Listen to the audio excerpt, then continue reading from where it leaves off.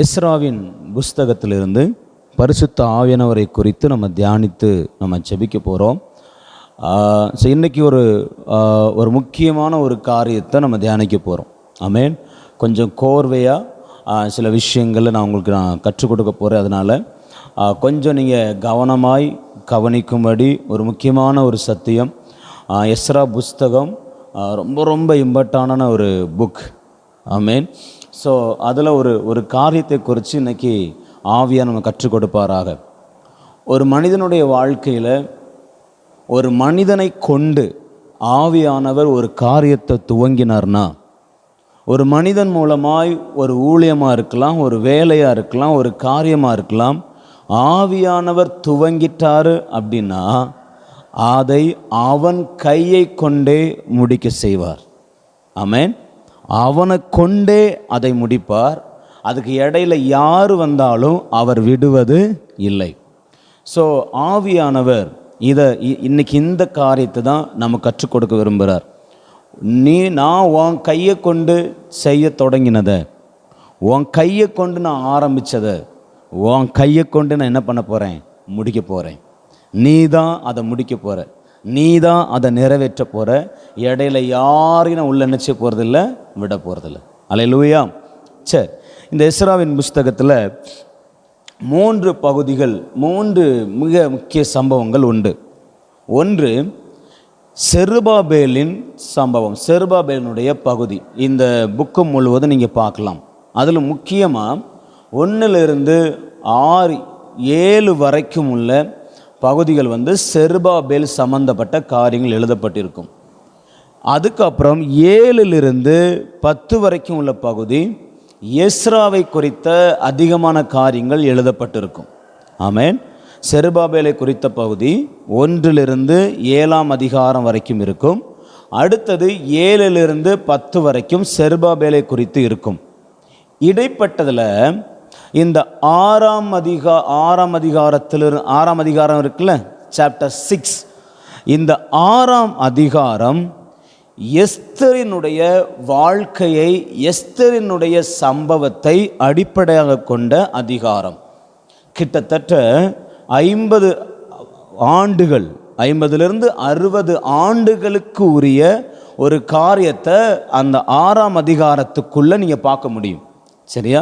So அதை இன்றைக்கி நமக்கு பார்க்க முடியுமான்னு தெரியல, கர்த்தர் சித்தமான பார்க்கலாம். அப்போ நல்லா கவனிங்க.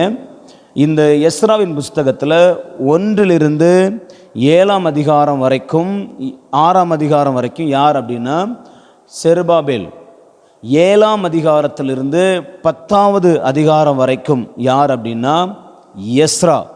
இதில் 6ஆம் அதிகாரம் மட்டும், செருபாபேலும் சம்பந்தப்பட்டிருப்பார், 6ஆம் அதிகாரம் மட்டும் கிட்டத்தட்ட 50 60 ஆண்டுகள் நடந்த சம்பவம், எஸ்தரினுடைய சம்பவம். ஆமென். எஸ்தரினுடைய சம்பவம். ஸோ இதை உங்கள் மனதில் வைத்துக்கொள்ளுங்க. சரியா? சரி, இப்போ செருபாபேலின் வாழ்க்கையிலிருந்து தான் ஆண்டவர் அவனை கொண்டு ஒரு காரியத்தை தொடங்கினார், அவனை கொண்டே முடித்தார். அது எப்படி, அது என்ன, அதுதான் கொஞ்சம் நம்ம இன்னைக்கு தியானிக்க போகிறோம். எஸ்ராவின் புஸ்தகம் 1ஆம் அதிகாரம் 1வது வசனம். எரேமியாவின் வாயினாலே கர்த்தர் சொன்ன வார்த்தை நிறைவேறும்படி பெர்சியாவின் ராஜாவாகிய கோரேசுடைய 1ஆம் வருஷத்திலே கர்த்தர் பெர்சியாவின் ராஜாவாகிய கோரேசின் ஆவியை ஏவினதினாலே. இந்த 1ஆம் வசனம் எரேமியா தீர்க்க தரிசனம் சொன்னது நிறைவேறுகிறதிலிருந்து ஆரம்பிக்கிறது. இஸ்ரவேல் ஜனங்கள் பாபிலோனில் 70 வருஷம் அடிமையாக இருக்கிறாங்க, சிறைப்பட்டு இருக்கிறாங்க. இப்போ ஆண்டவர் ஏசாயாவை குறித்து கிட்டத்தட்ட இவங்களுக்கு முன்னாடி 200 ஆண்டுகளுக்கு முன்னாடி, கோரேஸ் வருவதற்கு 200 ஆண்டுகளுக்கு முன்னாடியே கோரேஸ் வருவான். அவன் என் மேய்ப்பனாக இருப்பான், அவன் என் ஜனங்களை விடுவிப்பான், அவன் ஒளிப்பிடத்தில் இருக்கிற புதையல்களை எல்லாம் எடுப்பான்னு சொல்லி கோரேஸை குறித்து ஏசாயா தீர்க்க தரிசனம் உரைத்தான். எத்தனை ஆண்டுக்கு முன்னாடி? 200 ஆண்டுக்கு முன்னாடி. கோரேஸ் பிறக்கலை, கோரேஸ் யாருன்னு தெரியாது. அவன் வருவதற்கு முன்பதாகவே இன்னும் சிறையிருப்புக்குள்ள கூட ஜனங்கள் என்ன செய்யலை, போகலை. பாபிலோன் வந்து இஸ்ரவேலை சிறைபிடிக்கலை. இன்னும் சொல்ல போனால் கோரேசை குறித்து தீர்க்க தரிசனம் உரைக்கும் பொழுது சீரியா, நினிவே, பாபிலோனுங்கிற தேசமெல்லாம் சின்ன சின்ன பட்டணங்களாக இருந்துச்சு. பெரிய பெரிய வல்லரசுகளும் கிடையாது, பெரிய நாடும் கிடையாது. அன்றைய நாட்களில் இஸ்ரவேல் மட்டும்தான் பெரிய நாடாக இருந்துச்சு. அன்றைய நாட்களிலேயே ஏசாயா 200 வருடங்கள் கழித்து நடக்க போகிறத முன்கூட்டி என்ன பண்ணான்னா தீர்க்க தரிசனமாய் உரைத்தான். ஆனால் ஒரு பயலும் என்ன செய்யலை, காதில் வாங்கலை. இப்போ சிறைப்பட்டு போயிட்டாங்க. கரெக்டாக 200 வருடங்கள் முடியும் பொழுது கோரேஸ் வருகிறான். கோரேஸ் வந்து இப்போ ஒரு பெரிய விடுதலை என்ன செய்கிறான்னா அறிவிக்கிறான். நீங்கள் யார் யாரெல்லாம் சொந்த தேசத்துக்கு போகணுமோ நீங்கள் சொந்த தேசத்துக்கு என்ன செய்யலாம், போகலான்னு சொல்லி அறிவிக்கலாம். வேதம் சொல்லுது, அவனுடைய இருதயத்தை கர்த்தர் ஏவினார். அவன இருதயத்தை கர்த்தர் ஏவினார். இந்த ஏவுதல்ங்கிறது யாருடைய வேலை தெரியுமா? ஆவியானவருடைய வேலை. ஆவியானவருடைய வேலை. மத்தேயு எழுதின சுவிசேஷம் 4ஆம் அதிகாரம் 1ஆம் வசனத்தில் பரிசுத்த ஆவியானவர் இயேசுவை ஏவினார். என்ன ஏவினார்? வனாந்தரத்துக்கு போகும்படி அவர் ஏவினார்னு சொல்லப்பட்டிருக்கோம். தேவாலயத்தில் சகரியா தீர்க்கதரிசியை ஆவியானவர் ஏவினார். அவன் உள்ளத்தில் ஏவினார். அப்படின்னா ஒரு தூண்டுதலை, ஒரு உற்சாகத்தை என்ன பண்ணார்னா ஆவியானவர் கொடுத்தார். ஒரு எண்ணத்தை கொடுத்தார். இந்த எண்ணத்தில் தான் அவங்க என்ன பண்ணாங்கன்னா செயல்பட ஆரம்பித்தாங்க. இப்போ கோரேசனுடைய ஆவியை ஏவினது யாருன்னா பரிசுத்த ஆவியானவர். யாரு? பரிசுத்த ஆவியானவர். இப்போ கோரேஸ் சிறைப்பட்டிருக்கிற ஜனங்களை பரிசுத்த ஆவியின் ஏவுதலினால, பரிசுத்த ஆவியனை உணர்த்துறதுனால இப்போ சொல்கிறான், நீங்கள் விடுதலையாகி உங்கள் தேசத்துக்கு போங்க. First one. ரெண்டாவது, நீங்கள் விடுதலையாகி போய் உங்கள் தேசத்தில் தேவாலயத்தை கட்டுங்க. உங்களுடைய தேவாலயத்தை நீங்கள் கட்டி எழுப்புங்க. நல்ல கவனிங்க. கோரேஸ் அரசாங்கத்துக்கு வரும்போது பாபிலோன் தேசத்தை பிடிக்கும் பொழுது அவன் அப்பந்தான் பாபிலோனுக்குள்ளே வர்றான். அப்பதான் இஸ்ரவேல் ஜனங்களை குறிச்சே கேள்விப்படுறான். ஆனால் இவன் சொல்கிறான், உங்கள் தேவாலயத்தை போய் கட்டுங்க. கோரேஸ் தேவாலயத்தை பார்த்தது கிடையாது. கோரேஸுக்கு தேவாலயம் என்னென்ன என்ன செய்யாது, தெரியாது. ஏன்னா அவன் அப்போ பிறக்கவே இல்லை. ஏன்னா 70 வருஷம் ஆயிடுச்சு சிறையிருப்புக்கு வந்து. இஸ்ரவேல் ஜனங்களே தேவாலயத்தை மறந்து போனார்கள். ஆனால் கோரேசை கொண்டு அவனுக்கு தெரியாத, அவன் மறந்து போன காரியத்தை ஆவியானவர் நினைப்பூட்டி, இஸ்ரவேல் ஜனங்களுக்கு தேவாலயம் ஒன்று உண்டு, அது சுட்டரிக்கப்பட்டது, அது மறுபடியும் கட்டப்படணும்னு சொல்லி இஸ்ரவேல் ஜனங்களிடத்தில் சொல்லுன்னு சொல்லி ஆவியானவர் ஏவி இப்போ கோரேஸ் சொல்கிறான், உங்கள் ஆலயத்தை போய் கட்டுங்க. அது மட்டும் இல்லை, உங்கள் ஆலயத்துக்கு தேவையான எல்லா பொக்கிஷங்களையும் நான் கஜானாவிலிருந்து உங்களுக்கு தர்றேன், நீங்கள் எடுத்துட்டு போங்க. நாலாவது, எல்லா மனிதர்களும் உங்களுக்கு உதவி செய்வார்கள். அவங்க பாபிலோனில் இருக்கிறவங்களும் சரி, மற்ற இஸ்ரவேலர்களும் சரி, எல்லாரும் உங்களுக்கு உதவி செய்வாங்க. யார் யாரெல்லாம் புறப்பட்டு போகணுமோ நீங்கள் புறப்பட்டு போய் உங்கள் தேவாலயத்தை கட்டுங்க, உங்கள் தேசத்துக்கு நீங்கள் போங்கன்னு சொல்லி கோரேஸ் இஸ்ரவேல் ஜனங்களை அனுப்பி விடுகிறான். நல்ல கவனிங்க. விடுதலையாகி சொந்த தேசத்துக்கு போங்க, தேவாலயத்தை கட்டுங்க. மூணாவது, பொக்கிஷ சாலையை இருந்து எல்லாத்தையும் வாங்கிக்கோங்க. நாலாவது, இந்த எல்லாரையும் உங்களுக்கு உதவிக்க என்ன செய்கிறேன், கட்டளை இடுகிறேன்னு சொல்லி 4 முக்கியமான காரியத்தை கோரேஸ் அங்கே அறிவிக்கிறான். பிரமாணமாக கட்டளையாக அறிவிக்கிறான். இப்போ அறிவித்த உடனே கோரேஸ் இந்த திட்டத்தை யாருடைய கையிலையாச்சும் கொடுக்கணும்ல, யாரையாச்சும் தெரிந்தெடுத்து அவனை இன்சார்ஜாக தலைவனை வைக்கணும்ல. சும்மா அனுப்ப முடியாது, சும்மா மந்தையை போல போங்கன்னு சொல்லி போக முடியாது. அப்போ கோரேசுக்குள்ள ஆவியானவர் மறுபடியும் ஏவுகிறார்.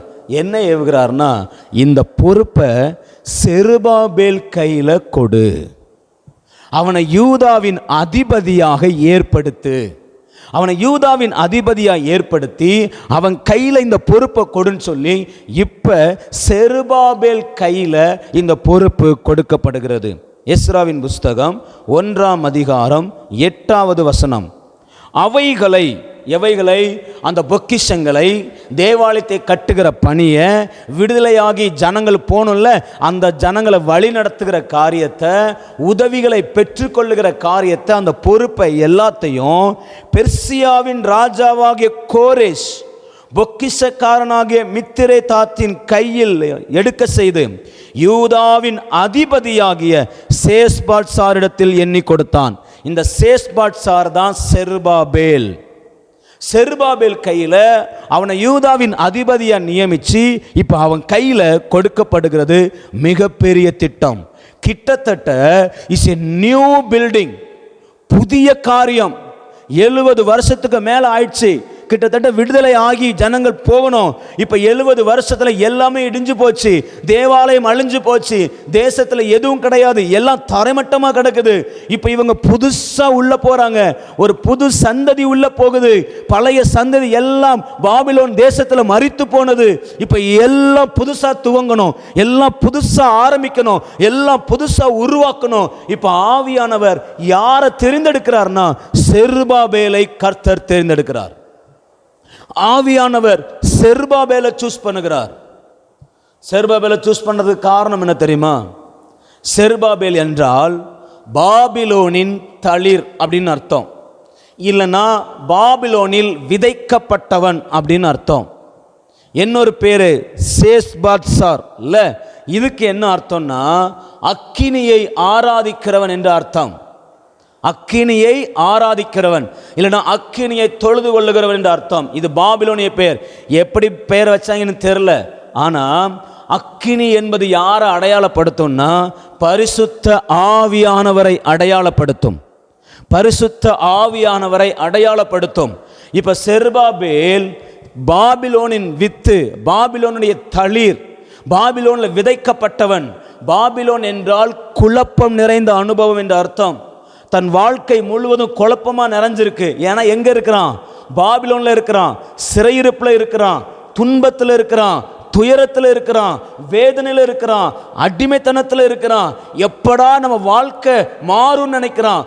அப்படிப்பட்ட சூழ்நிலையில கூட தனக்கு எதிராக இருந்த எல்லா சூழ்நிலைகள் மத்தியிலும் இவன் கர்த்தரை நம்பினான். இன்னும் தெளிவாக சொல்லணும்னா ஆவியானவரோடு கூட இருந்தான், ஆவியானவரோடு கூட உறவுல இருந்தான், ஆவியானவரை நேசிச்சான், ஆவியானவருடைய உணர்வை பெற்றுக்கொண்டான், ஆவியானவரோடு அவன் வாழ்க்கை நிறைந்திருந்தது. நான் சொல்றேன், ஆவியானவரோடு கூட யாரெல்லாம் நம்ம நெருங்கி இருக்கிறோமோ அவர்களுக்கு கர்த்தர் ஒரு பெரிய பொறுப்பை கொடுக்க போறாரு. ஆமென். அது என்னவா இருக்குன்னா இதுவரைக்கும் எவனும் செய்ய முடியாததா இருக்கும், இதுவரைக்கும் எந்த மனுஷனும் செய்ய முடியாததா இருக்கும். அல்லேலூயா. இப்போ தேவாலயத்தை மறுபடி திரும்ப எடுப்பு கட்டணும், தேவாலயத்தை மறுபடி எழுதி கட்டணும்.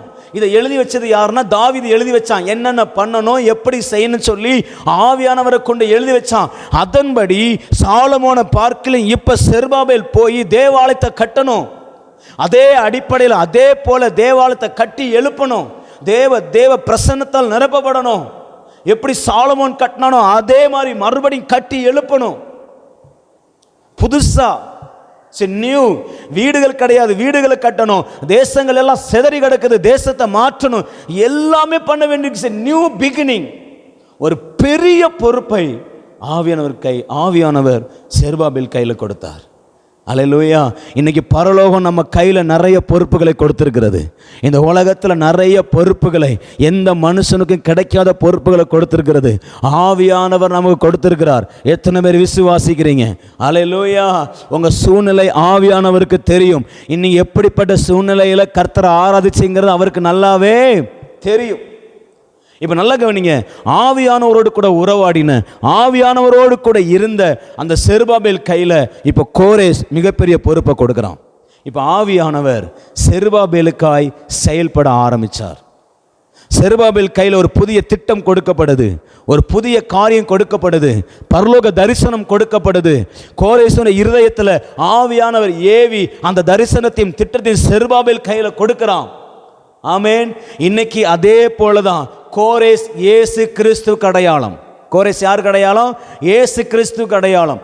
கோரேஸ் எப்படி பொறுப்புகளை எல்லாம் செருபாபேல் கையில் கொடுத்தானோ அதே போல இயேசுவும் தன்னுடைய எல்லா பொறுப்பை யார் கையில் கொடுத்தாரு? தன்னுடைய சீஷர்கள் கையில் கொடுத்தாரு. அது மட்டும் இல்ல, நம்ம ஒவ்வொருடைய கைகளிலேயும் அந்த பொறுப்பை என்ன பண்ணியிருக்கிறாரு? கொடுத்திருக்கிறார். ஆமென், ஆமென். இப்போ செருபாபேல் அந்த பொறுப்பை வாங்கிட்டு இப்போ இஸ்ரவேல் ஜனங்களோடு கூட தன்னுடைய தேசத்துக்கு திரும்புகிறான். ஒரு தலைவனா, ஒரு லீடரா சிறைப்பட்டு இருக்கிற ஜனங்களை, விடுதலையான ஜனங்களெல்லாம் அழைத்து கொண்டு பிரயாணப்படுறான். ஒரு தலைவனாய் புறப்படுறான். நான் சொல்கிறேன், பரிசுத்தாவின் உங்களோடுக்குள்ளே இருக்கும்போது நீங்கள் ஒரு லீடராக இருப்பீங்க. பரிசுத்தாவின் பிரசன்னத்தில் நீங்கள் மாற மாற நீங்கள் தான் உங்கள் குடும்பத்தை லீட் பண்ணுவீங்க. நீங்கள் தான் உங்கள் குடும்பங்களை லீட் பண்ணுவீங்க. நீங்கள் தான் உங்கள் தலைமுறைகளை லீட் பண்ணுவீங்க. நீங்கள் தான் உங்கள் சந்ததியை லீட் பண்ணுவீங்க. நீங்கள் இருக்கிற இடத்துல ஆவியானவர் உங்களை தலைவராக ஏற்படுத்துவார். ஹல்லேலூயா. பாபிலோனில் வித்து தான், பாபிலோனில் பிறந்தவன் தான், பாபிலோனுடைய குழப்பத்தில் வாழ்ந்த ஆளு தான். ஆனால் ஆவியானவர் ஒரு மனுஷனை பயன்படுத்த நினைக்கும் போது அவனை ஒரு தலைவனா, ஒரு லீடராக பயன்படுத்துவார். உங்களுக்குள்ள ஆவியானவர் இருக்கிறார்னு நான் சொல்கிறேன். உங்கள் ஒவ்வொருவரையும் கர்த்தர் உங்கள் ஸ்தலத்தில் லீடராக வச்சிருக்கிறார். ஹல்லேலூயா. நீங்கள் தான் அவங்கள வழி நடத்தணும், நீங்கள் தான் அவங்கள போஷிக்கணும், நீங்கள் தான் அவங்கள மறுபடியும் தேசத்தில் கானானில் கொண்டு சேர்க்கணும், நீங்கள் தான் அவங்களுக்கு தலைவராக இருந்து எல்லா காரியங்களையும் செய்ய வேண்டும். அப்படிப்பட்ட அபிஷேகத்தை ஆவியானவர் உங்களுக்கு எனக்கும் வைத்திருக்கிறார். ஆமென். இப்ப லீடராய் செருபாபேல் ஜனங்களை வழி நடத்தி கொண்டு போறான். இப்ப தேசத்துக்கு வந்தாச்சு, எருசலேமுக்கு வந்தாச்சு, இஸ்ரவேல் தேசத்துக்கு வந்தாச்சு. நல்ல கவனிங்க. இப்போ தேசத்துல தேவனுடைய ஆலயத்தை கட்ட ஆரம்பிக்கிறாங்க. செருபாபேலும் இஸ்ரவேல் ஜனங்களும் பாபிலோனிலிருந்து வந்த உடனே முதல்ல பலிபீடத்தை கட்டுறாங்க. பலிபீடத்தை கட்டி தகன பலிகளெல்லாம் செலுத்துகிறாங்க. நல்லா செலுத்தி ஆராதிச்சதுக்கு அப்புறம் எல்லாரும் சேர்ந்து கூடி ஒரு மனமாக திட்டம் பண்ணுறாங்க, நம்ம தேவனுடைய ஆலயத்தை என்ன செய்வோம், கட்டி எழுப்புவோம். இப்போ தேவனுடைய ஆலயத்திற்கு அஸ்திபாரம் போடப்பட்டது. வாசி எஸ்ரா 1ஆம் அதிகாரம் 5ஆவது வசனத்தில் நீங்கள் வாசித்து பார்த்தீங்கன்னா, அப்பொழுது எருசலேமில் உள்ள கர்த்தருடைய ஆலயத்தை கட்டுவதற்கு போகும்படி யூதா பென்யமீன் வம்சங்களின் தலைவரும் ஆசாரியரும் லேவியரும் அன்றி எவர்கள் ஆவியை தேவன் ஏவினாரோ அவர்கள் எல்லாரும் எழும்பினார்கள். இப்ப செருபாபேலுக்காக ஆவியானவர் செயல்பட ஆரம்பிக்கிறார். ஆலயத்தை கட்டுகிறதற்காக, அவனுக்கு கொடுத்த தரிசனத்தை நிறைவேற்றுவதற்காக ஆவியானவர் ஜனங்களை எழுப்புகிறார். ஆமென். அவனுக்கு உதவி செய்யும்படி ஜனங்களை எழுப்புகிறார். அந்த திட்டத்தை நிறைவேற்றும்படி ஜனங்களை கர்த்தர் எழுப்புகிறார். நான் சொல்றேன், உங்க தரிசனத்தை நிறைவேற்றும்படி, உங்களுக்காக கர்த்தர் கொடுத்த திட்டங்களை நிறைவேற்றும்படி கர்த்தர் உங்களுக்கான மனிதர்களை ஏவி எழுப்புவார். ஹல்லேலூயா. அவர்கள் எப்படிப்பட்ட மனிதர்களாக இருந்தாலும் ஆவியானவர் உங்களுக்கான மனிதர்களை எழுப்புவார். உங்க தேவைகளை கொடுப்பதற்கான மனிதர்களை ஆவியானவர் எழுப்புவார். ஆமென். மனிதரிடத்திலிருந்து உங்களுக்கு உதவி வரும், மனிதரிடத்திலிருந்து உங்களுக்கு ஒத்தாசை வரும். ஒத்தாசை கொண்டு வர யார்னா பரிசுத்த ஆவியானவர். இப்ப பரிசுத்த ஆவியானவர் செருபாபேலுக்காக கோரேசின் ஆவி எழுப்பினாரு. இப்ப ஆலயம் கட்டும்படி ஜனங்களுடைய ஆவி என்ன பண்றாரு, ஏவ ஆரம்பிக்கிறார், எழுப்ப ஆரம்பிக்கிறார். இப்ப கோரேசின் கையில மிகப்பெரிய பொறுப்போட அவன் தேவாலயத்தை கட்ட ஆரம்பிக்கிறான். தேவாலயத்தை அஸ்திபாரத்தை செருபாபேல் போடுறான். செருபாபேலுடைய சொந்த கைகளை கொண்டு ஆண்டவர் தரிசனத்தை நிறைவேற்ற ஆரம்பிக்கிறார், திட்டங்களை நிறைவேற்ற ஆரம்பிக்கிறார். நல்ல கவனிங்க. இப்போ அங்க ஒரு பிரச்சனை. எஸ்ராவின் புஸ்தகம் 4ஆம் அதிகாரத்தில் 1ஆம் வசனத்தை வாசித்து பாருங்க. சிறையிருப்பிலிருந்து வந்த ஜனங்கள் இஸ்ரவேலின் தேவனாய கர்த்தருக்கு ஆலயத்தை கட்டுகிறார்கள் என்று யூதாவுக்கும் பென்யமீனுக்கும் இருந்த சத்துருக்கள் கேள்விப்பட்ட போது, இப்போ சிறையிருப்பிலேருந்து ஃபர்ஸ்ட் டைமாக வந்திருக்கிறாங்க. இப்போ இவங்களுக்கு விரோதமாய் சத்துருக்கள் எழும்புறாங்க. எத்தனை விதமான சத்துருக்கள் தெரியுமா? நீங்கள் 4ஆம் அதிகாரம் 7லிருந்து 10 வரைக்கும் நீங்கள் வாசித்து பார்த்தீங்கன்னா 19 விதமான சத்துருக்கள். 19 விதமான ஜனங்கள். சில பேருடைய பேர் கொடுக்கப்பட்டிருக்கும், சில பேருடைய ஏரியா, அவங்களுடைய ஏரியாவை வச்சு அடையாளப்படுத்த சொல்லப்பட்டிருக்கும். அப்படி கிட்டத்தட்ட 19 பேர், 19 விதமான ஜனங்கள் செருபாபேலுக்கு விரோதமாக, அவன் தரிசனத்துக்கு விரோதமாக எழும்பினார்கள். தேவ ஆவியை பெற்றவனுக்கு விரோதமாய், தேவ ஆவினாலே தரிசனத்தை பெற்றவனுக்கு விரோதமாய், தேவ ஆவினாலே ஆலயத்தை ஆரம்பித்த செருபாபேலுக்கு விரோதமாய், தேவ ஆவினாலே நடத்தப்படுகிற மனுஷனுக்கு விரோதமாய் எத்தனை சத்துருக்கள்? 19 விதமான சத்துருக்கள் எழும்பினார்கள். இவங்க என்ன பண்ணாங்க தெரியுமா? நான் கொஞ்சம் வேகமாக போகிறேன், நீங்கள் இதை புரிஞ்சுக்கோங்க. இந்த புஸ்தகம் முழுவதையும் நீங்கள் தெளிவாக அறிந்து கொள்ளும்படி நான் என்கரேஜ் பண்ணுறேன். ஆமேன். இந்த 19 விதமான ஜனங்களும் இந்த ஆவியானவர் கொடுத்த தரிசனத்துக்கு விரோதமாய் எழும்பினார்கள். என்ன செஞ்சாங்க? 4ஆம் அதிகாரம் 4லேருந்து 6 வரைக்கும் பார்த்தீங்கன்னா, முதலாவது யூத ஜனங்களின் கைகளை தளர பண்ணினார்கள். அவங்க ஆலயத்தை சேர்ந்து கட்டுகிற அந்த பணியை என்ன பண்ணாங்கன்னா, அவங்க செய்யக்கூடாதபடி அவங்க கைகளை தளர பண்ணினார்கள். செருபாபேலோடு கூட இணைந்து ஆவினால ஏவப்பட்ட ஜனங்கள் ஆலயத்தை கட்ட ஆரம்பிக்கிறாங்க. அஸ்திபாரத்தை போட்டு அந்த ஆலயத்தை கட்டி எழுப்புறாங்க. ரொம்ப சந்தோஷம், ஆர்ப்பரிப்பு உண்டாகுது, கொண்டாட்டம் உண்டாகுது. 3ஆம் அதிகாரம் முடியும் பொழுது மகா ஆரவாரம் பண்றாங்க. அழுகையின் சத்தம் என்னன்னு தெரியல, சந்தோஷத்தின் சத்தம் என்னன்னு தெரியல. அந்த அளவுக்கு கொண்டாட்டம், அந்த அளவுக்கு சந்தோஷம். ஏன்னா ஆண்டவர் ஆலயத்தை மறுபடியும் கட்டுகிறாருங்கிற பயங்கர சந்தோஷம். ஆனால் அந்த சந்தோஷம் கொஞ்சம் கூட நிலைச்சிருக்கல. அதுக்குள்ள 19 விதமான சத்துருக்கள் எழும்பினார்கள். எப்படி இருக்கும்? பாபிலோனில் தான் இவ்வளவு நாள் அடிமையாக இருந்தோம். ஆனால் இப்போ மறுபடியும் தேவனுடைய திட்டத்தை நிறைவேற்றக்கூடாதபடி, தேவ ஆலயத்தை கட்டக்கூடாதபடி சத்துருக்கள் எழும்புகிறார்கள் சொல்லி ரொம்ப சோறு உண்டானது. வேதம் சொல்லுது, யூத ஜனங்களின் கைகளை அவர்கள் தளர பண்ணினார்கள், சோர்ந்து போக பண்ணினார்கள். உங்களால் முடியாது, இதை கட்ட முடியாது, இது பெரிய வேலை, இதை நீங்கள் கட்ட முடியாதுன்னு சொல்லி அவனுடைய கைகளை சோர்ந்து போக பண்ணினார்கள். நீங்களாம் அடிமைகள், நீங்களாம் வேஸ்டான ஆட்கள், உங்களை கொண்டு ஆண்டவர் ஆலயத்தை கட்டிடுவாரா?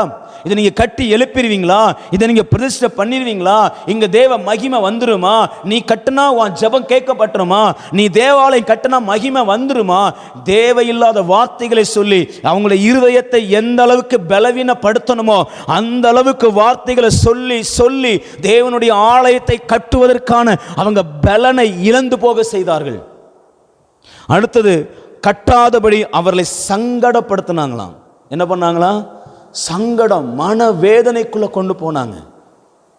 அவங்கள அழுகைக்குள்ள கொண்டு போனாங்க, ஒரு கவலைக்குள்ள கொண்டு போனாங்க. அடுத்தது பார்த்தீங்கன்னா 5ஆம் வசனத்துக்கு கீழே வரும்போது அவருடைய யோசனையை எல்லாம் அவமாக்கும்படி திட்டம் பண்ணினார்கள். ஆலயத்தை கட்டுவதற்கான இருந்த யோசனைகள் எல்லாவற்றையும் அவமாக்கும்படி அவங்க பிளான் பண்ண ஆரம்பித்தாங்க. அடுத்தது அவங்க அந்த ஆலோசனை அந்த கெடுக்கிறதுக்கு ஆலோசனைக்காரங்கள் இருப்பாங்கல்ல. செருபாபேலுக்கு அந்த ஆலயத்தை கட்டுறதுக்கு இப்படி கட்டுங்கன்னு சொல்லி ஆலோசனை கொடுக்கறதுக்கு இருப்பாங்க. அவங்களுக்கு எல்லாம் இவங்க என்ன கொடுத்தாங்க தெரியுமா? கைக்கூலி, லஞ்சம் கொடுத்து ஆலோசனையை தப்பா சொல்ல வச்சாங்க. ஆலோசனையை தப்பா சொல்ல வச்சான். அடுத்தது அதோட முடியல. ஆனாலும் இவங்க சோர்ந்து போகாம நல்ல வார்த்தையோடு கூட எழும்பி கட்டுனா, அதுக்கப்புறம் எல்லாரும் சேர்ந்து ராஜாவுக்கு பிராது எழுதுறான், பொய் கடிதங்கள் எழுதுறாங்க, ஏமாற்று கடிதம் எழுதுறான், எழுதி ராஜாவுக்கு அனுப்பி விடுறான். இப்போ பாபிலோன் தேசத்தில் ராஜா கோரேஸ் இல்லை, கோரேஸ் மரித்து போனான். அவன் மகன் அகாஸ்வேரு இருக்கிறான். யாரு? அகாஸ்வேருக்கு இன்னொரு அந்த பாபிலோனுடைய பட்ட பெயர் தான் அர்த்தசஷ்டா. பாபிலோன் தேசத்தில் வருகிற ராஜாக்களுடைய பட்ட பெயர் தான் என்னது?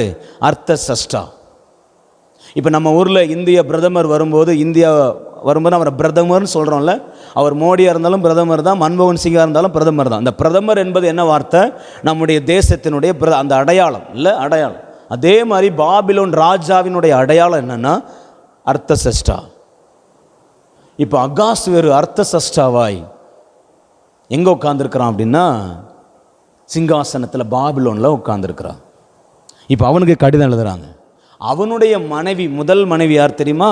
எஸ்தரின் புஸ்தகத்தில் வஸ்தி. வஸ்தி யாருன்னா நேபுகாத்து நேச்சார் இருந்தால அவனுடைய பேத்தி, நேபுகாத்து நேச்சாருடைய பேத்தி. சரியா? நேபுகாத்து நேச்சார் யாரு? இஸ்ரவேல் ஜனங்களை அழிச்சு தேவாலயத்தை ஒண்ணுமில்லாமல் ஆக்கி அதை சுட்டரித்து போட்டு இஸ்ரவேல் ஜனங்களை சிறைப்பிடித்தவன் தான் நேபுகாத் நேச்சர். அவனுடைய பேத்தி தான் யாருன்னா இந்த வஸ்தி. இப்ப இந்த வஸ்தியை தான் கோரேசனுடைய மகன் அகாசர் என்ன பண்ணியிருக்கிறான்? திருமணம் பண்ணியிருக்கிறான். இப்போ லெட்டர் வருது, தேவாலயத்தை கட்டி எழுப்புறாங்கன்னு அகாஸ்வேருக்கு வருது. அகாஸ்வேருடைய மனைவி யாரு? வஸ்தி. இப்போ அகாஸ்வேரு, நல்ல கவனிங்க, கோரேசனுடைய மகன் அகாஸ்வேரு.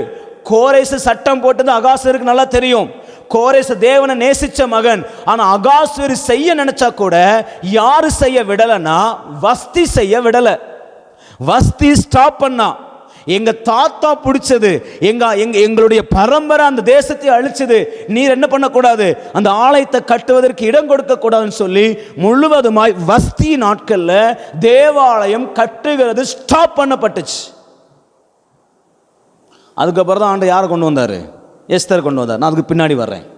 இப்போ அகாஸ்வேரு லெட்டர் அனுப்புறான் அந்த செருபாபேலுக்கு விரோதமாக எழும்பின ஜனங்களுக்கு, அந்த ஆலயத்தை கட்டக்கூடாதபடி ஸ்டாப் பண்ணுங்க, ஒருவனும் கட்டக்கூடாது, அது அப்படியே நிறுத்தப்பட கடவுது, யாரும் திரும்பி எழுப்பப்படக்கூடாதுன்னு சொல்லி அவன் ஒரு லெட்டரை எழுதுறான். இதை வந்து செருபாபேல் முன்னாடி வாசிக்கிறாங்க.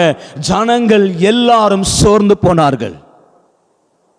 ஆண்டவரே, நீங்க தானே எங்களை அனுப்புனீங்க, நீங்க தானே கோரேசின் ஆவியை எழுப்புனீங்க, நீங்க தானே எங்களுடைய ஆவியை எழுப்புனீங்க, நீங்க தானே திட்டம் கொடுத்தீங்க, நீங்க தானே தரிசனம் கொடுத்தீங்க, எங்க கைகளை கொண்டு நாங்க ஆரம்பிச்ச இந்த வேலையை எங்களால செய்ய முடியாதோ? அவ்வளவுதான், முடிஞ்சுதான் ஆண்டவரே. ராஜா கட்டளை கொடுத்துட்டான். அகாஸ்வேருவிடத்திலிருந்து கட்டளை பிறந்து வந்துடுச்சு. இனி நீங்க கட்டக்கூடாது என்று இப்ப நாங்க என்ன செய்வது? சோர்ந்து போனார்கள். கட்டுகிறத நிறுத்தி விட்டார்கள். கிட்டத்தட்ட 50 வருஷத்துக்கு மேல, 20 வருஷத்துக்கு மேல 20 வருஷத்துக்கு மேல ஆலயம் ஸ்டாப் பண்ணப்பட்டுச்சு. சோர்ந்து போனார்கள். சொந்த கைகளாலே ஆரம்பிச்ச ஆலயம், சொந்த கைகளினாலே ஆரம்பிச்ச தேவ தரிசனத்தை கட்ட முடியல. என் ஆவியானவர் தான் அனுப்புனார். என் ஆவியானவர் தான் தரிசனத்தை கொடுத்தாரு. ஆவியானவர் தான் என்னை கொண்டு கோரேசன் ஆவி எழுப்பி என்னை பதவியில் உட்கார வச்சார். எதுக்காக என்னை கொண்டு வரணும்? ஆவியானவரே, ஏன் இந்த வேலையை கையில் கொடுத்தீங்க? இப்போ என்னால் பண்ண முடியலையே, இப்போ என்னால் செய்ய முடியலையே, ஆலயத்தின் வேலையை என்னால் கட்ட முடியலையே, ஸ்டாப் ஆயிடுச்சு. நான் என்ன பண்ணுவேன்? என் வாழ அவ்வளோதான், முடிஞ்சுது. அவன் ஒவ்வொரு முறை கட்ட போகும்போதும் அந்த அகாஸ்வேருடைய லெட்டர் வாசிப்பாங்க, நீங்கள் கட்டக்கூடாது. ஏன்னா மறுபடியும் ஒருவேளை ராஜாவுடைய கட்டளைக்கு விரோதமாக கட்டினா மறுபடியும் எங்கே போக வேண்டியிருக்கோம்? சிறையிருப்புக்கு போக வேண்டியிருக்கோம். மறுபடியும் அவன் யுத்தம் பண்ணி பிடிச்சிட்டு போயிடுவான், மறுபடியும் எங்களை அடிமையாக்குவான். என்ன பண்றது? கட்ட முடியாத ஒரு சூழ்நிலை. கைகள் தளர்ந்து போனது, பலவீனப்பட்டாச்சு, சோர்ந்து போகிறான். நாட்கள் ஆகுது, வயதாகி கொண்டிருக்கிறது. இனி நாட்கள் ஆக ஆக எங்களால் கட்ட முடியுமான்னு தெரியலையே, எங்க சந்ததிகள் இதை கட்டுமான்னு தெரியலையே. அகாஸ்வேரு கட்டளையிட்டு இருக்கிறானே, நாங்க எப்பொழுது எங்க சொந்த கைகளினால ஆரம்பிச்ச ஊழியத்தை நாங்க எங்க சொந்த கைகளால நிறைவேற்ற முடியுமா? ஒரு பெரிய கொஸ்டின். என்னுடைய தரிசனம் நிறைவேறுமா என்பது பெரிய கொஸ்டின். நீங்க நிறைய பேர் இந்த செருபாபேலை போல அநேக ஊழியங்களை ஆரம்பித்து, அநேக காரியங்களை ஆரம்பித்து, ஆண்டவர் சொல்லி ஆரம்பித்து, ஆவியானவரை ஏவி ஆரம்பித்து செய்ய முடியாம நிறைய ஸ்டாப் ஆகி நிக்குதுல, நிறைய ஸ்டாப் ஆகி நிக்குது. அது உங்கள் ஊழியமாக இருக்கலாம், உங்கள் குடும்பத்தில் சில காரியங்களாக இருக்கலாம், உங்கள் ஆவிக்குரிய வாழ்க்கையாக இருக்கலாம், உங்கள் ஜபமாக இருக்கலாம், இல்லை உங்கள் சம்திங் ஏதோ ஒரு காரியம் ஆவியானவர் சொல்லி ஆரம்பித்தேன் பிரதர், ஆண்டவர் சொல்லி ஆரம்பித்தேன் பிரதர், ஆனால் என்னால் அதை நிறைவேற்ற முடியல, என்னால் அதை செய்ய முடியல, நான் சோர்ந்து போகிறேன், என் கைகள் தளர்ந்து போகுது. அநேகர் எங்களை தளர்ந்து போக பண்ணுறாங்க. ஆண்டவர் சொன்னாருன்னு சொல்லி தைரியமாக முன்னாடி எடுத்து வைக்கிறோம், ஊழியத்துக்கு போக ஆரம்பிக்கிறோம், இல்லை கர்த்தருடைய காரியத்தை செய்ய ஆரம்பிக்கிறோம், ஆனால் எங்களை தளர்ந்து போக பண்ணுறாங்க.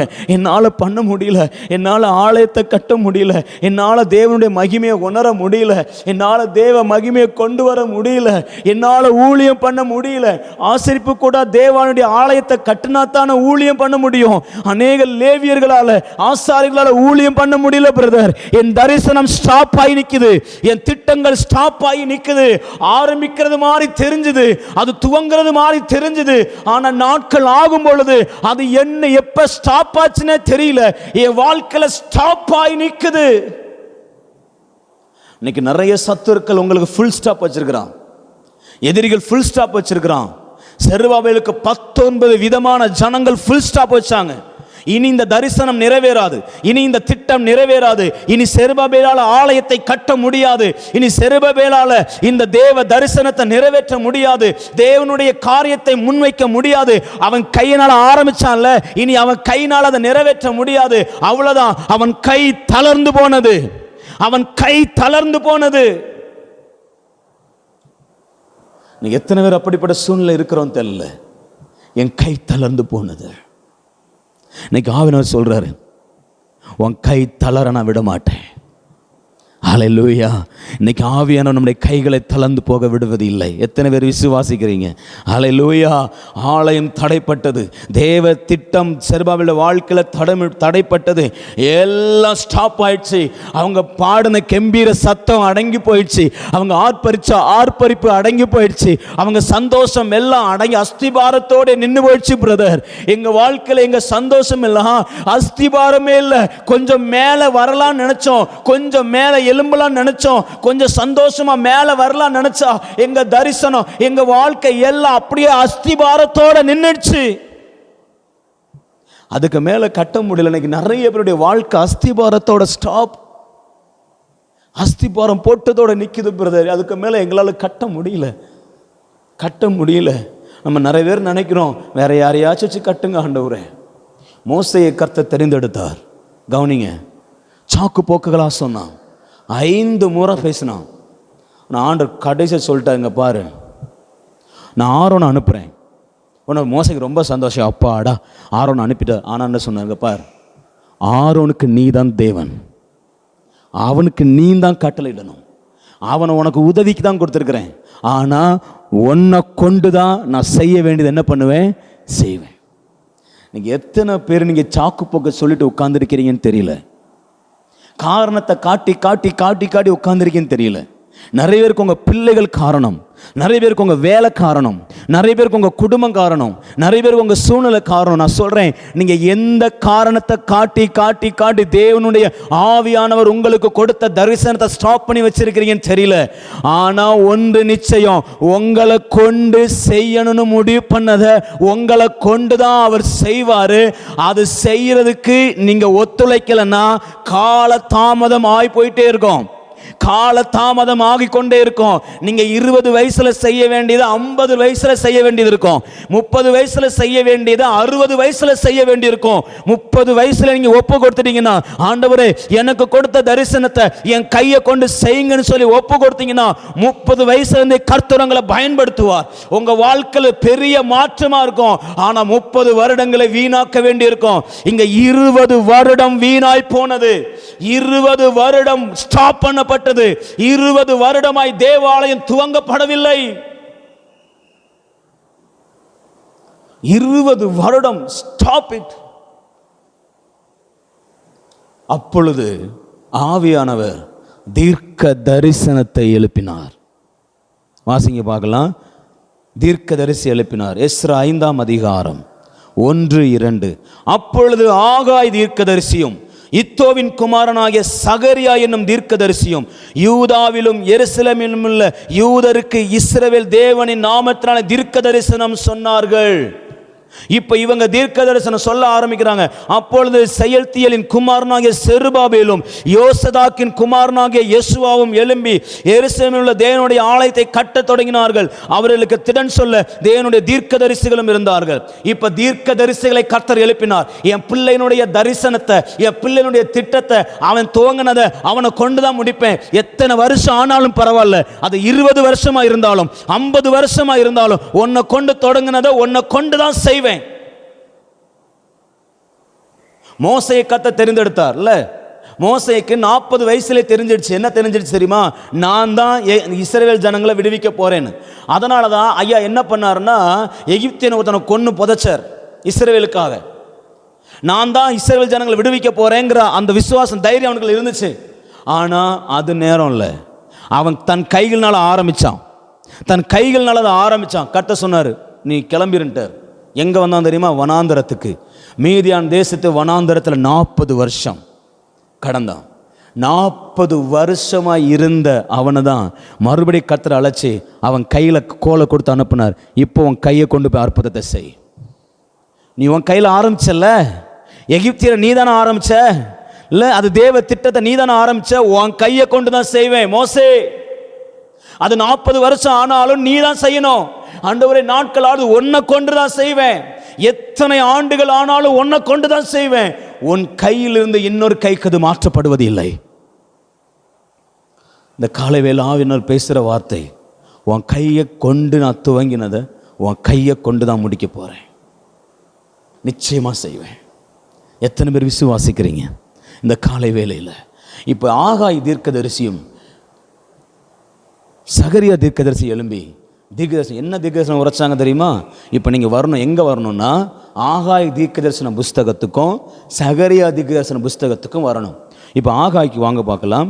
ஆகாய் தீர்க்கதரிசன புஸ்தகம் 2ஆம் அதிகாரம் 20 - 23 வரைக்கும் நீங்கள் வாசித்து பார்த்தீங்கன்னா, 24ஆம் தேதி ஆகிய அந்நாளிலே கர்த்தருடைய வார்த்தை 2ஆம் விசை ஆகாய் என்பவனுக்கு உண்டாகி, ஆகாய் தீர்க்கதரிசன புஸ்தகம் 2ஆம் அதிகாரம் 20 - 23 வரைக்கும், அவர் நீ யூதாவின் தலைவனாகிய செருபாபேலோடு சொல்ல வேண்டியது என்னவென்றால், நான் வானத்தையும் பூமியும் அசைய பண்ணுவேன். செருபாபேல், உனக்காக உன் கையை கொண்டு மறுபடியும் வேலையை ஆரம்பிப்பதற்காக நான் வானத்தையும் பூமியும் அசைய பண்ணி ராஜ்யங்களின் சிங்காசனத்தை கவிழ்த்து ஜாதிகளுடைய ராஜ்யங்களின் பலத்தை அழித்து, செருபாபேல் 23 வசனம் வாங்க, ரதத்தை நிறைய பேரை கவிழ்த்து போடுவேன், ராஜாக்களை கவிழ்த்து போடுவேன், ராஜ்யங்களை கவிழ்த்து போடுவேன் சொல்றாரு. சொல்லிட்டு 23 வசனம் வரும்போது, செயல்தியலின் குமாரனாகிய செருபாபேல் என்னும் என் ஊழியக்காரனே,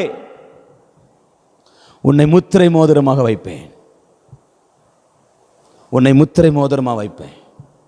யூதாவில் நீ தான் முத்திரை மோதிரம், நீ தான் முத்திரை மோதிரம். சொல்லுங்க பார்க்கல, நான் தான் முத்திரை மோதிரம்.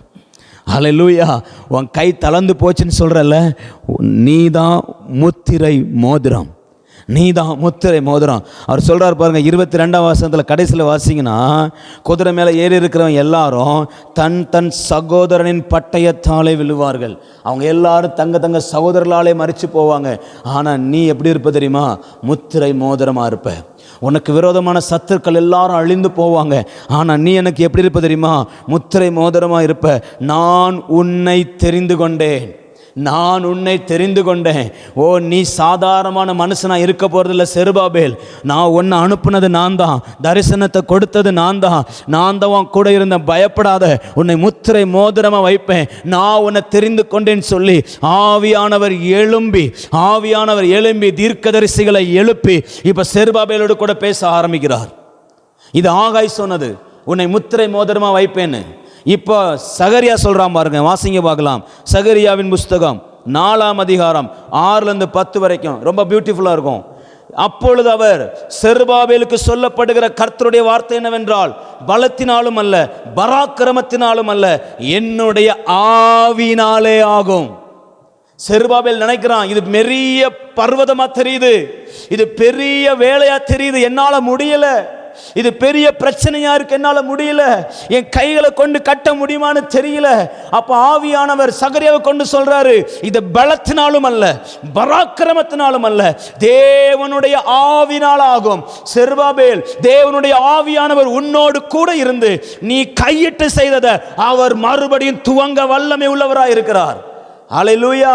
அடுத்து சொல்றாரு, பெரிய பர்வதமே நீ எம்மாத்திரம், செருபாபேலுக்கு முன்பாக நீ சமபூமி ஆவாய். தலைக்கல்லை அவன் கொண்டு வருவான், அதற்கு கிருபை உண்டாவதாக கிருபை உண்டாவதாக என்று ஆர்ப்பரிப்பார்கள் என்றான். பின்னும் கர்த்தருடைய வார்த்தை எனக்கு உண்டாகி அவர் சொன்னது, செருபாபேலின் கைகள் இந்த ஆலயத்துக்கு அஸ்திபாரம் போட்டது, அவன் கைகளே இதை முடித்து தீர்க்கும். செருபாபேலின் கைதான் அஸ்திபாரம் போட்டுச்சு, அவன் கைகளே இதை செய்து. செருபாபேல் தான் கட்டினான், செருபாபேல் தான் கட்டினான். அவன் கையை கொண்டு தான் நான் முடிக்க போறேன், அவன் கையை கொண்டு தான் முடிக்க போறேன். பின்னாடி வர கூட்டத்தை வச்சில்ல, அவனை கொண்டு. ஆவியானவர் சொல்ற வார்த்தை தீர்க்க தரிசனமாய் தீர்க்க தரிசியை கொண்டு சோர்ந்து போயிருக்கிற செருபாபேல் பார்த்து சொல்றார், செருபாபேல் பயப்படாத, உனக்கு முன்னாடி பெரிய பர்வதங்கள்லாம் ஒன்றும் இல்லை, எல்லாம் சமபூமியாக மாறும். 19 விதமான குரூப் உனக்கு விரோதமாக எழும்புதா, பயப்படாத பயப்படாத. ஆண்டவரை என்னை கொண்டு தொடங்கினதை முடிப்பீங்களா ஆண்டவரை, பயப்படாத. நீ தான் அஸ்திபாரம் போட்ட, நீ தானே ஆரம்பிச்ச, உன்னை கொண்டு தானே கட்டினேன், உன்னை கொண்டு தான் நிறைவேற்றுவேன். ஹல்லேலூயா. ஆவியானவர் செய்கிற வேலையை பாருங்க. செருபாபேலுக்காக கோரேஸ் எழுப்பினார், செருபாபேலுக்காக ஜனங்களுடைய இருதயத்தை ஏவினார், செருபாபேலுக்காக புதிய திட்டங்களை ஏற்படுத்தினார். இப்போ செருபாபேல் சோர்ந்து போகும்போது அவனுக்காக தீர்க்க தரிசிகளையும் கர்த்தர் எழுப்பினார். எதுக்கு தெரியுமா? அவனுக்கு கொடுத்த தரிசனத்தை அவனை கொண்டே நிறைவேற்றி முடிப்பதற்கு. ஹல்லேலூயா, ஹல்லேலூயா. இப்போ தீர்க்க தரிசனம் சொன்ன உடனே அந்த வார்த்தையை நம்பி, ஆமேன். நீங்கள் 19ஆம் வசனம், சரி 10ஆம் வசனத்து பார்த்தீங்கன்னா சகரியா 4:10, அற்பமான ஆரம்பத்தினாலே யார் அசட்டை பண்ணலாம், பூமி எங்கும் சுற்றி பார்க்கிறவர்களாகிய கர்த்தருடைய 7 கண்களும் செருபாபேலின் கையில் இருக்கிற தூக்கு நூலை சந்தோஷமாய் பார்க்கிறது. செருபாபேல் கையில் என்ன இருக்கா? தூக்கு நூல். தூக்கு நூல் அது பார்க்கறதுக்கு அற்பமான ஒன்று தான். அந்த அந்த அந்த தூக்கு நூலை கர்த்தருடைய கண்கள் 7 கண்களும் பார்க்கிறது. இது என்ன அடையாளப்படுத்துன்னா, உன் கையில் கொடுத்த தரிசனம், உன் கையில் கொடுத்த திட்டம், ஆலயத்தை கட்டுறதுக்கு நான் தானே உன்னை அனுப்பினேன் செருபாபேல், நான் தானே உனக்கு வாக்கு கொடுத்தேன் செருபாபேல். அந்த வாக்கு தத்தத்தை என் 7 கண்களும் பார்க்குது, 7 கண்களும் பார்க்குது. பூமியை சுற்றி பார்க்கிறவைகளாக என்னுடைய 7 கண்களும் வேற எதையும் பார்க்கல. செருபாபேல் உன் கையில் இருக்கிற தூக்கு நூலை பார்க்குது. எதற்காக தெரியுமா? இவன் தான் இந்த தூக்கு நூலை வச்சு ஆலயத்தை கட்ட போறான், இந்த தரிசனத்தை நிறைவேற்ற போறான், இந்த மகிமையை கொண்டு வர போறான், என் பரலோக தரிசனத்தை நிறைவேற்ற போறான்னு சொல்லி உன் தரிசனத்தையும் உனக்காக வைத்திருக்கிற திட்டத்தையும் கர்த்தருடைய 7 கண்களும் பார்த்து கொண்டு இருக்கிறது. எப்ப இது நிறைவேறும், எப்ப என் பிள்ளை இதை எடுத்து செய்ய போறான், எப்ப என் புள்ள ஆரம்பிக்க போறான்னு சொல்லி கர்த்தருடைய கண்கள் உங்க மேல வச்சிருக்கிற தரிசனத்தின் மேலேயே இருக்கிறது. ஆவியானவருடைய கண்கள் உங்க தரிசனத்தின் மேலேயே இருக்கிறது. நிறைய பேர் சொல்கிறோம், என் தரிசனம் அழிஞ்சு போச்சு பிரதர், என் தரிசனம் விலகிடுச்சு பிரதர், எனக்கு திட்டம் முடிஞ்சு போச்சு பிரதர், ஒரு காலத்தில் இருந்துச்சு பிரதர், இப்போ இல்லை பிரதர். இல்லை இல்லை, உங்களுக்கு கொடுத்த தரிசனத்தின் மீது ஆவியானுடைய 7 கண்களும் கர்த்தருடைய 7 கண்களும் பார்த்து கொண்டிருக்கிறது. இவன் எப்போ அந்த தூக்கு நூலை கையில் எடுத்து ஆரம்பிக்க போகிறான், எப்போ அந்த தூக்கு நூலை கொண்டு ஆலயத்தை கட்ட போகிறான். நிறைய பேர் நீங்கள் நினைக்கிறீங்க என் கையில் இருக்கிறது வெறும் தூக்கு நூல் தானே. இல்லை இல்லை, இந்த தூக்கு நூல் தான் பெரிய பர்வதங்களை, பெரிய மலைகளை சம பூமியாக மாற்றுகிற ஆயுதம். உங்க கையில் இருக்கிற தூக்கு நூல் தான் தேவனுடைய மகிமையை கொண்டு வருகிற ஆயுதம். உங்க கையில் இருக்கிற தூக்கு நூல் தான் எருசலேமுக்கு புதிய துவக்கம். உங்க கையில் இருக்கிற தூக்கு நூல் தான் இஸ்ரவேல் ஜனங்களுடைய புதிய வாழ்க்கை. ஆவியானவர் அதை பார்க்கிறார். ஆவியானவர் மறக்கல. இப்ப என்ன பண்ணார் தெரியுமா? செருபாபேல் கேட்கிறான், ஆண்டவரே ஓகே ஆண்டவரே, நான் இப்ப என்ன பண்ணணும்? செருபாபேல் ஆரம்பி, வேலை ஆரம்பி. 20 வருஷம் ஆச்சு செருபாபேல், வேலை ஆரம்பி. உன் கையை கொண்டு தான் கட்டுவேன் செருபாபேல், வேலை ஆரம்பி. வேலையை ஆரம்பிக்கிறாங்க. மறுபடியும் அந்த 19 பேர் எழும்புனாங்க, சத்துருக்கள் எழும்புனாங்க. எழும்பி இப்போ மறுபடியும் ராஜா இப்போ நினைச்சாங்க, என்ன நினைச்சாங்க தெரியுமா? இன்னையோட சோழி முடிஞ்சு, ஆலயத்தை கட்ட ஆரம்பிக்கிறான்ல, இன்னையோட முடிஞ்சு. செருபாபேலும் அவனுடைய ஜனங்களும் அழிய போறாங்க. ராஜாவுக்கு எழுதி கடிதத்தை எழுதி அனுப்புனா, அங்க இருக்கிற ராஜா அகாஸ்வேருல, அங்க இருக்கிறது யாருன்னா தரியு, 2ஆம் தரியு. தானியேல் நாட்கள் இருந்த தரியு வேற, இது வேற தரியு. இப்ப 2ஆம் தரியுன்னு ஒருத்தன் வர்றான். 2ஆம் தரியு யாரு தெரியுமா? எஸ்தருடைய மகன். அகாஸ்வேரு ராஜாவுக்கும் எஸ்தருக்கும் பிறந்த மகன் தரியு. இப்ப தரியு சிங்காசனத்துல உட்கார்ந்து இருக்கிறான். இப்ப எந்த நோக்கத்துல அவன் நினைச்சான்? தரியு தானே அடிச்சு பிச்சு எழிஞ்சிருவார், அடிமையப்படுத்துவார்னு எழுதுனா. ஆனா தரியு கிட்ட லெட்டர் போச்சு பாருங்க. அவன் நேர பொக்கிஷ சாலைக்கு போய் எல்லாத்தையும் பார்க்கறான். அப்பா எழுதுனதெல்லாம் பார்க்கறான், அவங்க கோரேஸ் எழுதுனதையும் பார்க்கறான், அம்மா சொல்லி கொடுத்தது, எஸ்தர் சொல்லி கொடுத்தது எல்லாத்தையும் பார்க்கறான். பார்த்துட்டு இப்போ ஒரு முடிவு பண்றான், இந்த ஆலயத்தை கட்டுறதுக்கு தடை பண்றதுக்கு இவனுங்க யாரு? நான் கடிதத்தை அனுப்புறேன். அந்த ஆலயத்தை எங்க ஆரம்பிச்சீங்களோ, எங்க அஸ்திபாரம் போட்டீங்களோ, அதே இடத்துல மறுபடியும் ஆலயத்தை கட்டுங்கள் சொல்லி தரியு ராஜா கடிதத்தை எழுதி அனுப்பினான். இப்ப 19 பேருடைய மூக்கும் உடைஞ்சிச்சு. இப்ப செருபாபேலுக்கு எப்படி இருக்குன்னு நினைக்கிறீங்க? பாபிலோனிலிருந்து கடிதம் வருகிறது. அதுல என்னெல்லாம் எழுதி இருந்துச்சுன்னு சில காரியங்களை சொல்றேன், நல்லா கவனிங்க. உங்க கையை கொண்டு செய்ய தொடங்கினதை உங்க கையை கொண்டு தான் கர்த்தர் செய்து முடிப்பார். அதில் எந்த மாற்றமும் இல்லை. ஹல்லேலூயா, ஹல்லேலூயா. இப்போ முதலாவது சொல்கிறான், ஆலயம் 6ஆம் அதிகாரத்தில் முழுவதும் சொல்லப்பட்டு, இதுதான் எஸ்தரின் நாட்கள். இங்கே தான் எஸ்தரின் ராஜ்யம் இருந்தது.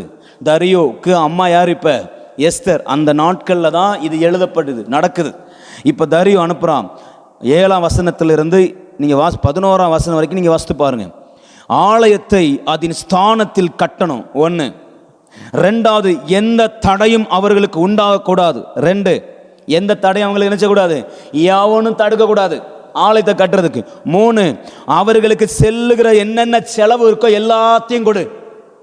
அவன் சாப்பாட்டுக்கு, அவனுடைய பொக்கிஷத்துக்கு, அவனுடைய ஆலயத்துக்கு என்னென்ன தேவையோ அவனுக்கு எல்லாம் வீடு கட்டணுமா, அதுக்கு செலவு கொடு.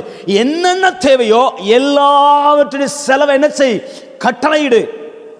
அடுத்தது, அவர்களுக்கு வேண்டியவைகளை தாழ்ச்சி இல்லாமல் கொடுக்கணும். கர்த்தர் என் மேய்ப்பராக இருக்கிறார், நான் தாழ்ச்சி அடையேன். அவனுக்கு கொடுக்கறத நீ எப்படி கொடுக்கணும்னா தாழ்ச்சி இல்லாமல் கொடு. அப்படியே போடப்பட்டிருக்கோம். அப்படி என்ன அர்த்தம்? ஒரு குறைவு கூட இருக்கக்கூடாது. பாபிலோன்ல இருந்து அவனுக்கு ஒரு குறைவு கூட போகக்கூடாது. இப்ப எதிரிகளுக்கு அனுப்புறாரு, நல்ல கவனி, எவனும் அவனை தடுக்க கூடாது. அவனுக்கு தேவையானதெல்லாம் நீ தான் கொடுக்கணும். சத்துருக்களை கொண்டே கர்த்தர் செய்ய வச்சார். அடுத்தது, ராஜாவுக்கும் அவன் குமாரருக்கும் நீங்க என்ன பண்ணுங்க, வேண்டிக் கொள்ளுங்க. தரி சொல்றா, எப்படி ஆலயத்தை கட்டும்போது எங்களுக்காக என்ன பண்ணிக்கோ, வேண்டிக்கொள். அடுத்தது ஒரு வார்த்தை ரொம்ப அழகா இருக்கும், 11ஆம் வசனம். இது எவனாச்சும் தடுத்தா, ஆலயத்தை கட்டுறத எவனாவது தடுத்தா, நல்ல கவனிங்க, இது ரொம்ப முக்கியமான வார்த்தை. எவனாவது நீ கையிட்டு செய்கிறத, நீ கையிட்டு செய்கிற ஊழியத்தை, உன் தரிசனத்தை, உன் வாக்கு தத்தத்தை எவனாச்சும் தடுத்தானா, அவன் வீட்டில் இருக்கிற ஒரு மரத்தை பிடுங்கி அதை உடைச்சி நல்ல ஷார்ப்பான குச்சா எடுத்துட்டு அவன் வீட்டு முன்னாடி நல்லா என்ன பண்ணு, ஊனிட்டு அவனை தூக்கி அந்த குச்சி மேல போடு. அந்த குச்சி மேல எப்படி இருக்குன்னு நினைக்கிறீங்க? இது அன்றைய நாட்களில் கொடுக்கப்பட்ட ஒரு தண்டனை. அவனை தூக்கி என்ன பண்ணுவாங்கன்னா போட்டுருவாங்க, கீழே இருந்து மேலே வரைக்கும் குச்சி வந்துடும். எப்படி இருக்குன்னு நினைக்கிறீங்க? அந்த இன்னைக்கு இமேஜ் கூட நான் வச்சுருந்தேன், எனக்கு சரியாக டக்குன்னு அது கிடைக்கல. அந்த தண்டனையை கொழு மரமா சம்திங் ஏதோ ஒன்று சொல்லுவாங்க, அதில் தூக்கி போட்டு அவனை கொன்னுரு. எதை தடுத்தா? தேவாலயத்தை தடுத்தா. ஆமேன். அப்படிப்பட்ட ஒரு அதிகாரத்தை தரியு கட்டளையிட்டான். அதோட முடிக்கல. அவன் மரத்தில் தூக்கி போடப்படணும், அவன் வீடு குப்பை மேடாக்கப்படணும். இது எல்லாத்தையும் ஜாக்கிரதையாக செய்யணும். ஆலயத்தை கட்டுகிறதுக்கு எவனாச்சும் தடை பண்ணான்னா அவனை குச்சி மேலே தூக்கி போடு, அவன் வீடை குப்பையாக மாற்று. இதெல்லாம் நீ எப்படி செய்ய? ஜாக்கிரதையா எழுதி அனுப்புனா. இதுதான் கர்த்தர் செருபாபேலுக்காக, ஆவியானவர் செருபாபேலுக்கு சொன்னார்ல, பலத்தினாலும் அல்ல, பராக்கிரமத்தினாலும் அல்ல, என் ஆவினால் ஆகும். என் செருபாபேல், என் ஆவியானவர் உனக்காக யுத்தம் பண்ணுவார், என் ஆவியானவர் உனக்காக செயல்படுவார், என் ஆவியானவர் ராஜாக்களை எழுப்புவார், என் ஆவியானவர் உனக்காக உன் கையிட்டு நீ எதை ஆரம்பிச்சியோ அதை முடிக்கிறதுக்கு அவர் உனக்கு உதவி செய்வார். இப்ப செருபாபேலும் அவனுடைய கூட்டத்தாரும் இந்த கடிதத்தை பார்த்த உடனே ஏற்கனவே இருந்த தைரியத்தை விட ஆவியானவர் பேசின வார்த்தைகள் ஒரு பக்கம், இப்ப ராஜாவினிடத்திலிருந்து வந்த வார்த்தைகள் ஒரு பக்கம், மிகவும் கொண்டாட்டமாய் மிகுந்த சந்தோஷமாய் 20 வருடங்களுக்கு அப்புறம் மறுபடியும் தன் சொந்த கைகளினாலே ஆலயத்தை கட்ட ஆரம்பிக்கிறான். இயேசு கிறிஸ்து புதிய ஏற்பாட்டில் வரும்போது சொன்னாரு, இந்த செருபாபேல் ஆலயத்தை பார்த்து சொன்னாரு, இது என்னுடைய ஜெப வீடா இருக்குது. இந்த வீட்டை நீங்க எப்படி மாத்திட்டீங்க? கல்லர் குகையா மாத்திட்டீங்க. செருபாபேல் கட்டின ஆலயம் தேவனுடைய ஜெப வீடாய் மாறினது, தேவன் வாசம் பண்ணுகிற ஸ்தலமாய் மாறினது. ஹல்லேலூயா, ஹல்லேலூயா. இன்னைக்கு ஆவியானவர் உங்க கையை கொண்டு தொடங்கினதை உங்க கையை கொண்டே முடிப்பார். உங்க கையை கொண்டு தொடங்கினதை உங்க கையை கொண்டே முடிப்பார். நீங்க ஆரம்பிச்ச வேலையை உங்களை கொண்டு முடிப்பார். உங்க வேலையை எவனும் எடுக்க முடியாது, உங்க வேலையை எவனும் தடுக்க முடியாது, உங்களுக்காக கர்த்தர் வச்ச தரிசனத்தை எவனும் தொட முடியாது. எத்தனை பேர் விசுவாசிக்கிறீங்க? ஒரு நிமிஷம் அப்படியே ஆவியானவர் கையில் ஒப்பு கொடுத்து நல்லா ஜெபம் பண்ணுங்க பார்க்கலாம். நன்றி ஆண்டவரே, நீங்கள் நிறைய நிறைய நிறைய தரிசனங்களை ஸ்டாப் பண்ணிட்டீங்க, நிறைய காரியங்களை ஸ்டாப் பண்ணிட்டீங்க, சோர்ந்து போயிட்டீங்க. இன்றைக்கி ஆவியானவர் சொல்கிற, உன் கைகளை தளர்ந்து போக விட மாட்டேன், பலத்தினாலும் அல்ல பராக்கிரமத்தினாலும் அல்ல, என் ஆவினாலும் ஆகும். உன் கையில் இருக்கிற தூக்கு நூல் தான் நான் பார்த்துட்டு இருக்கிற மிகப்பெரிய ஆயுதம். நீ நினைக்கிறீங்க என்கிட்ட சின்ன வேலை தானே இருக்குது, சின்ன ஊழியம் தான் இருக்குது. இல்லை, அதுதான் தேவனுடைய ஜெப வீடாக மாறும். அதுதான் தேவனுடைய ஜெப வீடாக மாறும். இயேசு கிறிஸ்து அந்த ஜெப வீட்டை கெடுக்க வந்தாங்க பாருங்க. அங்கே வியாபாரம் பண்ணிட்டு இருக்கிற எல்லாத்தையும் சாட்டை எடுத்து எல்லாத்தையும் துரத்துறா, எவனையும் அடிக்கலை. அங்கே இருக்கிற குப்பை எல்லாத்தையும் தள்ளி விட்டுட்டு, இது ஏன் வீடு. வைராக்கியத்தை பார்த்தீங்கன்னா ஜெப வீட்டை குறித்த வைராக்கியம் பற்றி எரிந்தது. இந்த ஆலயத்துக்கு அஸ்திபாரம் போட்டது யார் தெரியுமா? செருபாபேல். இந்த ஆலயத்தை கட்டினது யார் தெரியுமா? செருபாபேல். செருபாபேலுடைய ஆலயத்தை ஆண்டவர் அவருடைய இடமாய், அவருடைய ஸ்தலமாய் மாற்றினார். நான் சொல்றேன், உங்க கையில் இருக்கிற தரிசனம் தான், உங்க கையில் இருக்கிற திட்டம் தான் தேவனுடைய பார்வையில் விலையேற பெற்றது. அவர் விரும்புகிறது அதுதான். உங்க கையில கொஞ்சம் இருக்கோ நிறைய இருக்கோ தெரியல, அந்த கொஞ்சத்தை கொண்டு உங்க கைகளை கொண்டே ஆரம்பிச்சு உங்க கைகளை கொண்டே முடிப்பார். அது மிகுந்த மகிமையா இருக்கும். ஹல்லேலூயா, ஹல்லேலூயா. ரபால ஷகரதல ரிமல ரபா. ஒரு நிமிஷம் நல்லா நன்றி சொல்லுங்க ஆண்டவருக்கு. நன்றி ஆண்டவரே, நன்றி ஆண்டவரே, நன்றி அப்பா, நன்றி அப்பா, நன்றி அப்பா, நன்றி அப்பா, நன்றி அப்பா. ரபால ஷகரதல ரதரரா. நன்றி நன்றி நன்றி நன்றி நன்றி நன்றி. ஆவியானவரே உமக்கு நன்றி. ரிமா Oh, hallelujah, hallelujah. நன்றி நன்றி நன்றி நன்றி நன்றி நன்றி. என் கைகள் தளர்ந்து போவதில்லை, என் கைகள் தளர்ந்து போவதில்லை. செருபாபேலே, நீ ஆவியானவரோடு கூட உறவாடு. ஆவியானவர் சுத்தி சுத்தி எங்க பார்த்தாலும் செருபாபேலுக்காக ஆவியானவர். கோரேசனுடைய ஆவியை எழுப்பினது ஆவியானவர். இஸ்ரவேல் ஜனங்களை எழுப்பினது ஆவியானவர். ஆலயத்தை கட்டும்படி தரிவை எழுப்பினது ஆவியானவர். தீர்க்க தரிசிகளை எழுப்பினது ஆவியானவர். இன்னைக்கு ஆவியானவர் உங்களுக்காக வல்லமையா செயல்படுகிறார். உங்களுக்கு தேவையான மனிதர்களை அவர் எழுப்புவார். உங்களுக்கு தேவையான ஒத்தாசை ஆவியானவர் எழுப்புவார். அவர் உங்களுக்காக செயல்பட வல்லமையாய் செயல்பட ரெடியாக இருக்கிறார். நீங்கள் கேட்குற ஒரே ஒரு கேள்வி, நீங்கள் ஆவியானவருடைய சத்தத்துக்கு செவி கொடுக்குறீங்களா? ஆவியானுடைய கையை பிடிச்சிக்கோங்க, ஆவியானோட இணைந்து கொள்ளுங்க. அவர் உங்களுக்காக யாவையும் செய்ய வல்லமை உள்ளவராக இருக்கிறார். என் கையை கொண்டு தொடங்கினதை என் கையை கொண்டே முடிப்பீங்க ஆண்டவரே. நன்றி நன்றி நன்றி. செருபாபேலின் தேவன் என்னுடைய தேவன். உன்னை முத்திரை மோதிரமாய் வைப்பேன்னு சொன்னா முத்திரை மோதிரமாக வைப்பார். சிஸ்டர், பிரதர், நீங்கள் தேவனுடைய பார்வையில் ஒரு முத்திரை மோதிரம், நீங்கள் ஒரு முத்திரை மோதிரம். செருபாபேலே, நீ பாபிலோன்ல இருக்கிறேன்னு நினச்சிட்டு இருக்கிற, நான் அடிமைத்தனத்திலே இருக்கிறேன், என் வாழ்க்கை குழப்பமாகவே இருக்கு பிரதர், என் வாழ்க்கையில் எல்லாம் எதிர்மறையாகவே இருக்கும் பிரதர், நான் விரும்பினது எதுவுமே நடக்கலையே பிரதர். அவனு சொல்கிற, நான் உன் கூட இருக்கிறேன், நான் உன் சார்பாக நிற்கிறேன். கலந்து போகாத, பயப்படாத, கலங்காத. 19 சத்துரு தானே, எழும்பட்டும். உனக்கு விரதம் பிராது பண்ணுறானா, உனக்கு விரதமாக பொய் சாட்சி சொல்கிறானா, சொல்லட்டும். உன்னை வீணாக பகைக்கிறானா, பகைக்கட்டும். உன் கைகளை தளர்ந்து போவதுக்கு உன் கூட இருக்கிற நபர்கள்லாம் தூண்டி விடுறானா, தூண்டி விடட்டும். உன் பிள்ளைகளை தூண்டி விடுறானா, தூண்டி விடட்டும். உன் கணவரை தூண்டி விடுறானா, தூண்டி விடட்டும். யாரை வேணாலும் அவன் எழுப்பட்டும். ஆனால் ஆவியானவர் என் கூட இருக்கும்போது எவனுடைய தூண்டுதலும் என் வாழ்க்கையில் செயல்படாது. அவர் எனக்காக செயல்படுவார். செருபாபேலே, உனக்கு விரோதமாக இருக்கிற பெரிய பர்வதங்கள் எல்லாம் எம்மாத்திரம், அத்தனையும் சமபூமியாய் மாறும். சமபூமியாய் மாறும். ஆவியானவர் உங்களுக்கு உதவி செய்வாராக. நன்றி ஆவியானவரே, இந்த காலையில் எங்களுக்கு கற்றுக் கொடுத்த சத்தியங்களுக்காக நன்றி. இதை இன்னும் நாங்கள் தெளிவாய் அறிந்து கொண்டு ஆண்டு இந்த சத்தியத்தின்படி வாழ எங்களை ஒப்புக் கொடுக்கிறோம். செருபாபேலோடு இருந்து நடத்தின ஆவியானவர் எங்களோடு இருந்து நடத்துவீராக. இயேசுவின் நாமத்தில் ஜெபிக்கிறோம் எங்கள் நல்ல பிதாவே, ஆமென். என் ஆத்துமாவே கர்த்தரை ஸ்தோத்திரி, என் முழு உள்ளமே பரிசுத்த நாமத்தை ஸ்தோத்திரி. என் ஆத்துமாவே கர்த்தரை ஸ்தோத்திரி, கர்த்தர் செய்த சகல உபகாரங்களையும் மறவாதே. ஆமென், ஆமென், ஆமென்.